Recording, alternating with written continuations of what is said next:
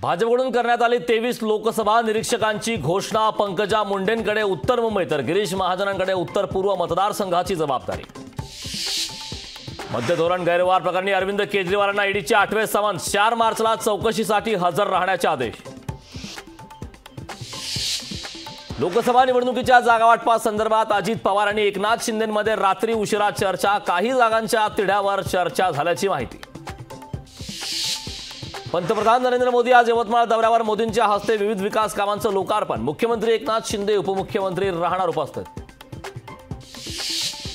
यवतमाळमधील मोदींच्या सभेतील खुर्च्यावर राहुल गांधींचे फोटो। राहुल गांधींचे फोटो असल्यानं चर्चांना उधाण।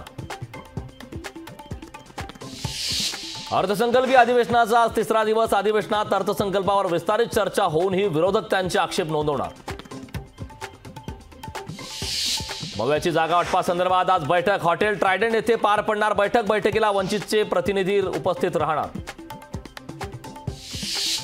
इक्बाल सिंह चहल अश्विनी भिडे यांची बदली अटळ। निवडणूक आयोगानं बदली न करण्याची मागणी फेटाळली।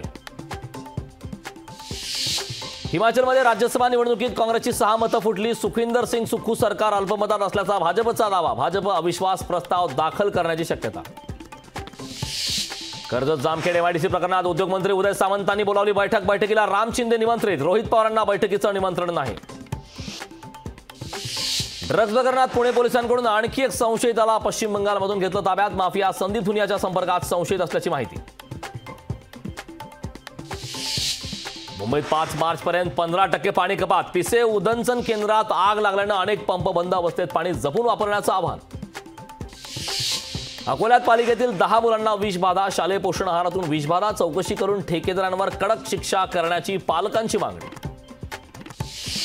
अवकाळीचा पश्चिम विदर्भाला मोठा तडाखा। 823 गावातील 33,000 हेक्टरवरील पिकांचं नुकसान।